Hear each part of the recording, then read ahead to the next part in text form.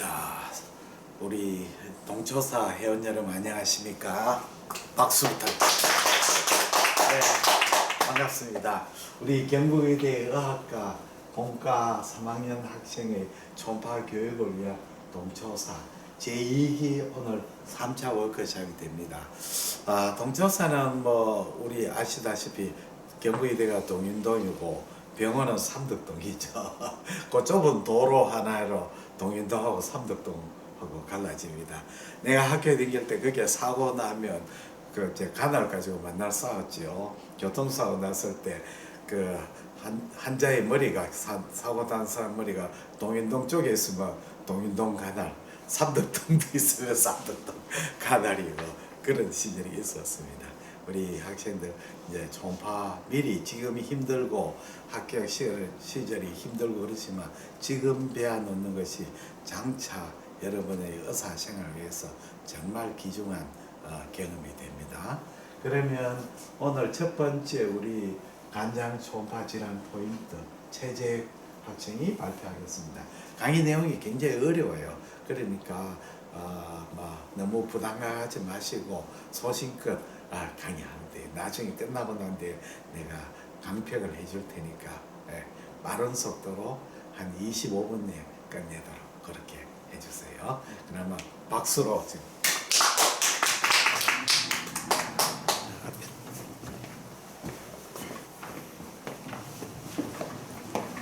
네, 안녕하십니까. 저는 경북대학교 의학전문대학원 본과 3학년 최재혁입니다. 저는 미만성 간질환의 초음파 진단에 대해 발표하도록 하겠습니다.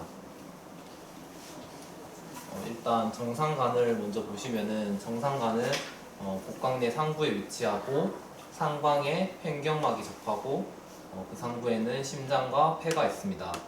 그리고 폴시폼 리가멘트에 의해서 위협과 자협으로 나눠집니다. 정상간은 유관상 외부 표면은 다갈색이고 평활하고 단면은 다갈색이고 간 문맥과 간 정맥이 있는데 간 문맥은 그 벽이 두껍고 간 정맥은 벽이 얇습니다. 문맥역에는 문맥역 안에는 포탈 베인, 바일덕트, 헤파틱 아터리가 있습니다. 이제 문맥에서 유입되는 혈류는 사이너소이드로 들어가게 되는데 사이너소이드는 내피세포가 이제 한 줄씩 있고 중간중간 쿠퍼셀이 있습니다. 문맥역에서 이제 포탈 베인, 헤파틱 아터리가 섞여서 사이너소이드를 따라 센트럴 베인으로 가게 됩니다. 포탈 에리아 주변이 블러드 서플라이가 가장 좋고 센트럴 베인 쪽이 블러드 서플라이가 가장 적기 때문에 이스케믹 체인지 같은 게 발생할 경우에는 센트럴 베인 쪽에서 디제너레이션이 일어나고 크로닉 헤파타이티스의 경우에는 포탈 에리아에서 염증이 시작해서 센트럴 베인 쪽으로 진행합니다. 이것은 레티큘러 파이브러 티슈를 스테이닝한 것인데 흑갈색으로 보이고 간세포는 분홍색으로 보이게 됩니다. 이런 염색을 한 경우에 간세포의 배열이나 그 사이 사이너소이드를 관찰하기가 좋습니다.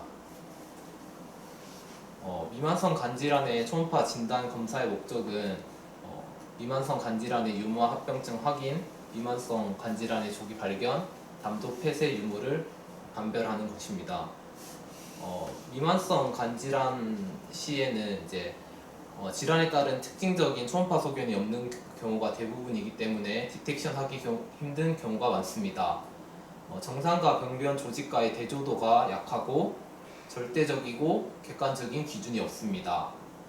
그리고 이제 특히 만성 간염은 정상 소견으로 생각되거나 얼리 시로시스와 감별하기 어려운 때가 많고 가장 중요한 것은 초음파 소견으로 특정 질환을 진단할 수는 없다는 것입니다.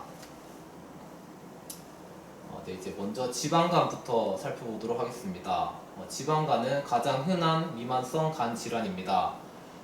주로 간세포의 세포질 내에 중성 지방이나 포스포리피드가 축적되는 병입니다. 지방이 축적되면 먼저 유관상 다망색으로 변하게 됩니다. 조직상으로는 마크로베지큘러 타입과 마이크로베지큘러 타입이 있습니다. 마크로베지큘러 타입의 경우에는 일반적으로 지방이 많은 혈액이 오거나 오베시티에 의해서 간세포에 유입되는 지방이 많을 때 생기고 마이크로베지큘러 타입의 경우에는 주로 간세포 자체가 인절이나 이스케미아에 의해 세포 내의 지방을 밖으로 배출하는 능력이 떨어지는 경우에 많이 생기게 됩니다. 따라서 마이크로 베지큘러 타입이 마크로 베지큘러 타입에 비해서 더 나쁜 형태의 지방간이라고 볼 수 있습니다. 지방간의 초음파 소견을 보도록 하겠습니다. 우선 간이 지방으로 침착되기 때문에 초음파의 반사가 증가하여 간실질 에코가 증가하게 되고 지방이 축적되기 때문에 간이 종대해지게 됩니다. 그리고 표면에서 반사가 증가하기 때문에 심부에 들어가는 초음파 이제 음향이 감쇄가 일어나게 되고 간 내 이제 문맥의 혈관벽과 횡격막이 잘 보이지 않을 수 있습니다. 지방간의 이제 에코 정도 분류는 마일드, 모더레이트, 시비어로 나눌 수 있는데 마일드의 경우에는 이제 간실질 에코가 신장의 피질 에코보다 더 높은 경우를 말합니다. 이때 횡격막이나 포탈 베인의 혈관벽 에코는 잘 보이고 모더레이트는 문맥의 혈관 에코가 잘 안 보이는 경우를 말하고 시비어의 경우는 횡격막의 에코까지도 잘 보이지 않는 경우를 말합니다.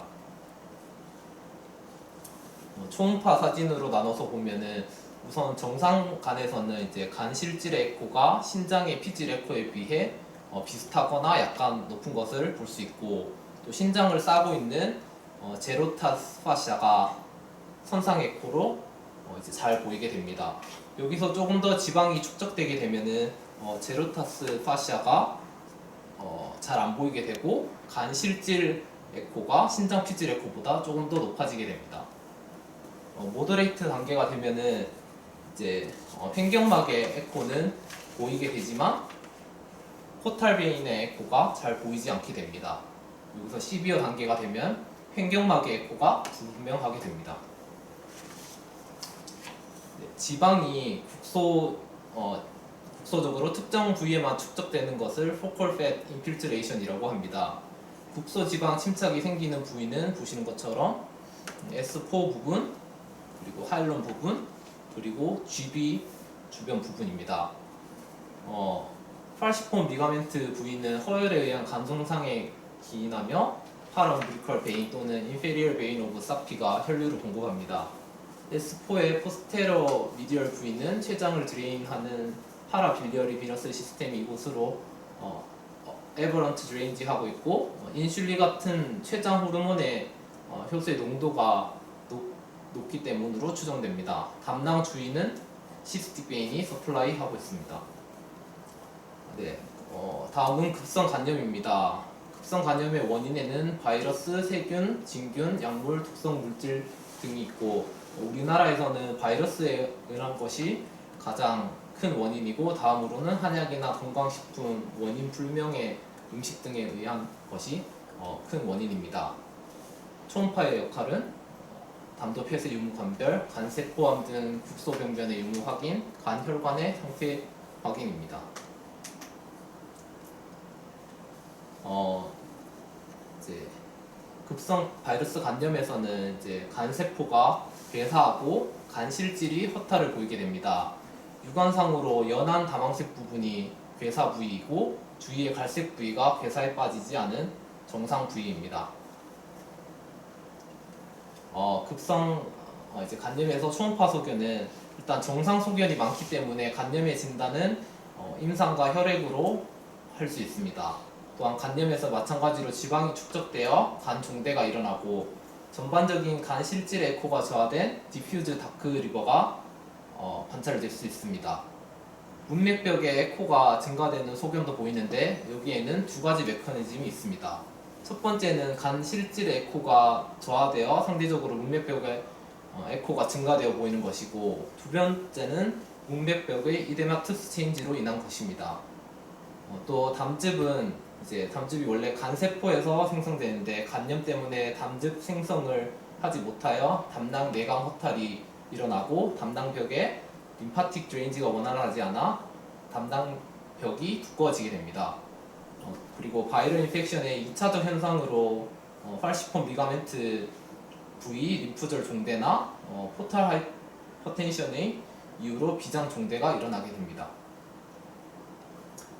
초음파상 간은 다소 종대되어 보이고 간 실질 에코가 떨어지게 됩니다. 간 문맥 벽이 고에코로 뚜렷하게 보이고 이제 이를 소위 밤하늘의 별처럼 보인다고 해서 스테리 나이트 리버라고 하기도 합니다. 담낭벽이 부종으로 두꺼워지게 되는데 이것은 이제 급성 담낭염의 경우에는 담낭벽이 두꺼워지고 담낭 내강도 디스텐션 되는 데에 비해서 급성 간염에서는 담낭 내강은 허탈되고 벽만 두꺼워지게 됩니다.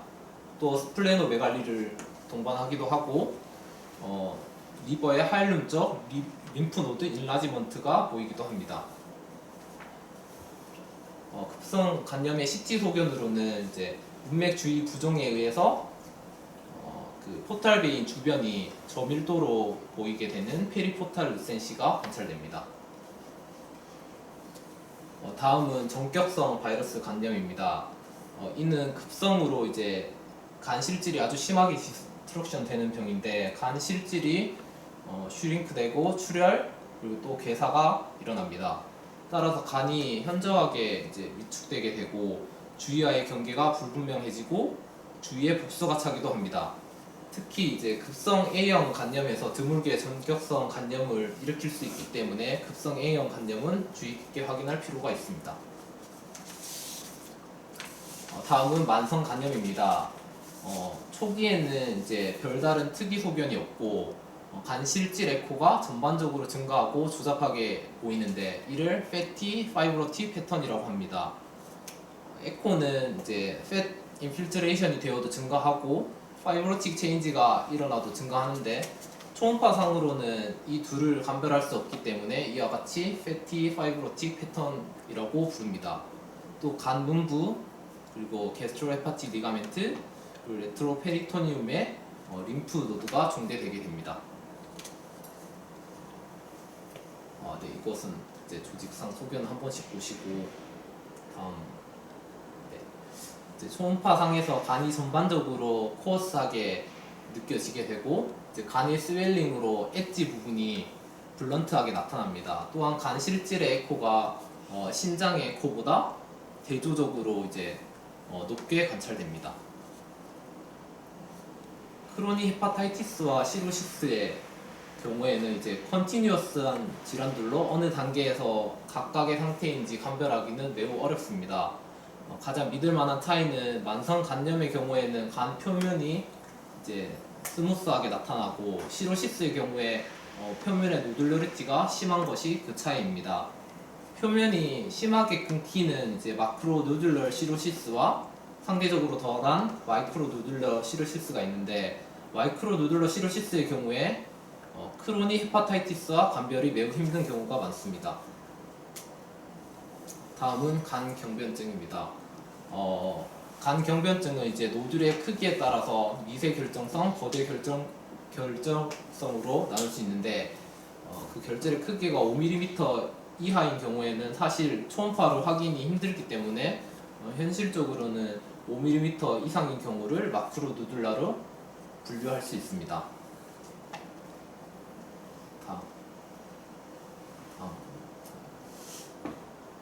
네, 이 앞에 이것들은 한번 읽어보시기 바라고 리버 시로시스의 초음파 소견을 한번 보면은 우선 외형의 변화가 먼저 오게 되는데 라이트 롭의 포스테리얼 쪽과 레프트 롭의 미디얼 세그멘트 부분이 슈링크 되게 됩니다. 이 이유는 라이트 롭의 포스테리얼 쪽은 포탈 에리어에서 가장 먼 부위이기 때문에 블러드 서플라이가 나쁘고 레프트 롭의 미디얼 쪽인 S4 부분은 혈액의 진행 방향이 역행성이기 때문에 블러드 서플라이가 나쁘기 때문입니다. 반대로 코데이트 롭 S1과 레프트 롭의 레터럴 세그멘트 경우에는 포탈 베인이 그 레터럴 커지게 이 앞의 경우와 다르게 커지게 되는데 S1은 코데이트 롭은 리버 하일럼에서 가장 가깝기 때문이고 레프트 롭의 레터럴 세그멘트의 경우에는 포탈 베인이 비교적 변연부에 위치해서 컴프레션을 적게 받고 포탈 하이퍼텐션 때 라이트 롭의 블러드 플로우가 레프트로 션트되기 때문입니다. 간 표면은 로블레이팅 하거나 노듈러해지게 되고 그 헤파틱 세그멘트 사이들의 피셔가 넓어지게 됩니다.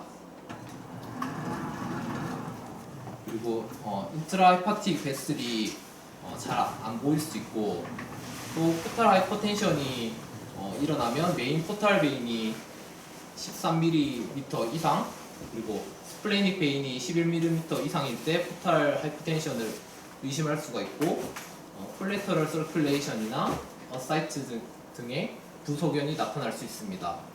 또 그리고 스토머, 제주눔, 콜론, 이것들로 가는 포탈 베인의 압력이 높아지기 때문에 월의 이데마투스 체인지로 인해 위장관에 장애가 올 수 있고, 스플레노메갈리나 감나 간디 바디, 그리고 페리빌리어리 시스트 등이 관찰됩니다. 하이퍼 알부미네미아나 포탈 하이퍼텐션의 이유로 GB가 리액티브 월 시크닝 될 수 있고, 리버에 파이브로틱 티슈가 융합되어서 커진 컨플루언트 헤파틱 파이브로시스가 나타날 수 있습니다.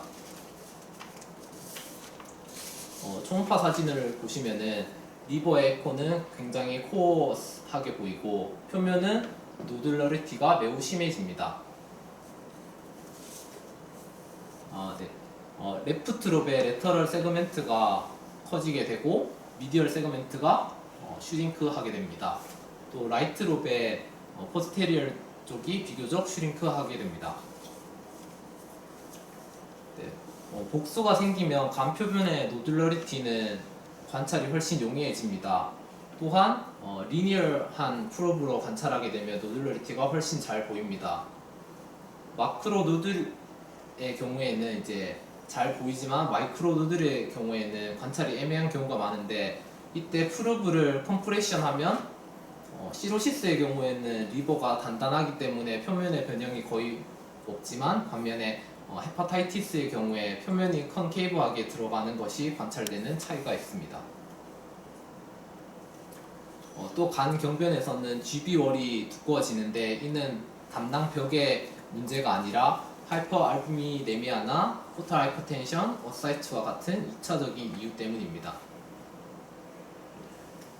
다음은 콜레터럴 서큘레이션이 관찰되는데, 리버의 헤파틱 베인으로 혈액이 넘어가지 못하게 되면 리버 블루드 플로우가 umbilical 베인을 통해서 빠져나가게 됩니다.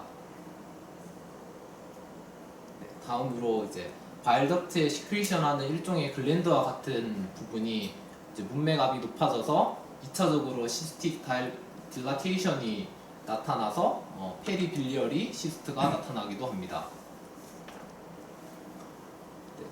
다음으로 관찰되는 것은 감나 간디 결절입니다. 문맥압이 항진되면 스플린 폴리클 내에 이제 출혈이 나타나게 되고, 이 출혈에 동반되는 섬유화나 석회화 변화로 나타내는 병변으로 초음파상 스플린의 고에코 병변들로 관찰되게 됩니다. 다음 질환인 빌리어리 하마토마는 컨제니털한 병으로 바일덕트가 생길 때 이제 메인 바일덕트와 연결되지 못한 스몰 바일덕트들이 그대로 남아있다가 나중에 딜라테이션 되는 질환입니다. 이 딜라테이션 된 바일덕트 부분에서 초음파가 리버브레이션 아티팩트 또는 커메테일 아티팩터를 동반한 병변으로 나타내게 됩니다. 초음파상에서 이를 보시면은 굉장히 심한 이와 같은 점상 고에코를 보일 수도 있고, 또는 드문드문한 고에코와 커메테일 에코를 보일 수도 있습니다. CT에서는 작은 시스트들이 많이 관찰될 수 있고, MRCP에서는 간 실질 내에 고신호 강도를 보이는 무수한 시스트들을 관찰할 수 있는데, 이를 크리스마스 트리와 같다고 하여 윈터 크리스마스 트리 어피어런스라고 부르기도 합니다. 빌리어리 하마토마는 이처럼 간에 생기는 문제 자체는 없지만 패티 리버나 시로시스로 오해하지 않도록 감별해야 하는 병이 되겠습니다. 이상 미만성 간질환에 대한 첫 번째 발표를 마치도록 하겠습니다. 감사합니다.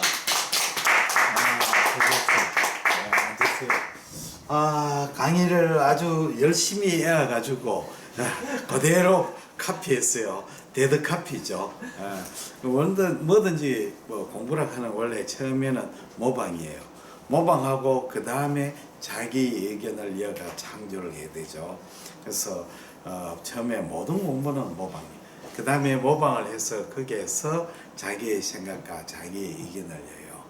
그러니까 최재 학생은 지금 모방 단계는 됐지만 조금 더 자기 의견이 하나도 없죠. 앞으로 자기 의견을 내야 돼요. 그렇죠. 그리고 우리가 이제 그 강의하는 건 아주 목소리가 또래또래하고 좋아요. 목소리도 하고 중간에 뭐또뭐 이런 이상한 말이 없어가 아주 우수한데 강의 목소리가 모노토너스예요. 그래서 강의를 할 때는 모노토너스 강의했으면 안 돼요. 강의를 할 때는 강의의 목소리가 올랐다 내렸다 이렇게 빨리 했다 느렸다 강약 완급을 잘 조절해야 돼요. 그렇죠? 그 다음에 우리가 슬라이드 강의할 때는 슬라이드를 다 읽는다고 생각하면 그거는 좋은 강의법이 아니죠. 선생님이 학생들한테 강의할 때 프레젠테이션 할 때 중요한 걸 중점적으로 해야지 슬라이드에 있는 걸 그대로 읽는 것은 별 의미가 없죠. 그래서 다음에 연습할 때는 자기가 보고 중요한 걸 중점적으로 이야기를 해야 돼요. 그러니까 슬라이드 그대로 읽는 것은 최하급 프레젠테이션이에요. 수업 시간에 교수가 그 강의할 때 깨어른 교수가 와가지고 왔을 때 강의하시려면 제일 좋은 방법은 뭐냐면 자 모두 책을 펴세요. 해리슨 몇 페이지 이쪽에 박스 요거 시험에 나와요. 그 다음에 장수 또 TV가 다 10페이지 뒤에 욕한 색연필로 칠하면 요거 시험 나와요. 그 다음에 페이지 이런 식으로 중요한 걸 가르쳐 주는 것이 가장 중요하죠.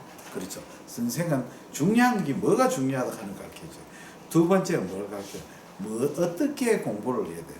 자, 공부를 할 때 뭐부터 먼저 하고 그 다음에 뭘 하고 그 다음에 공부의 순서를 가르쳐줘요. 그래서 선생이 가장 중요한 것은 공부의 중요한 거하고 공부의 순서를 가르쳐줘야 훌륭한 선생이죠. 최악의 선생은 어떠냐면 교실에 교탁을 올라가지고 책피가 책을 한 자도 빠짐없이 졸졸 다 읽는 사람. 그럼 학생들은 다 자게 되죠.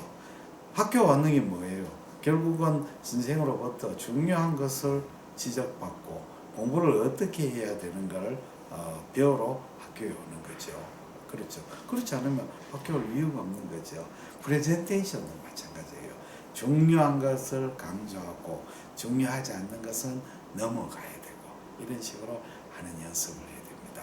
그렇게 목소리 그거는 나중에 좀 공부를 해야 되는 거고 목소리 할 때는 강약 완급 그걸 잘 조절해가 듣는 사람 하여금 잠이 오지 않도록 해줘야 돼. 그러면 잘했고 그 다음에 두 번째 우리 윤나연 학생의 발표 잠깐만 기다려요. 이걸 끊고 다시 할게요.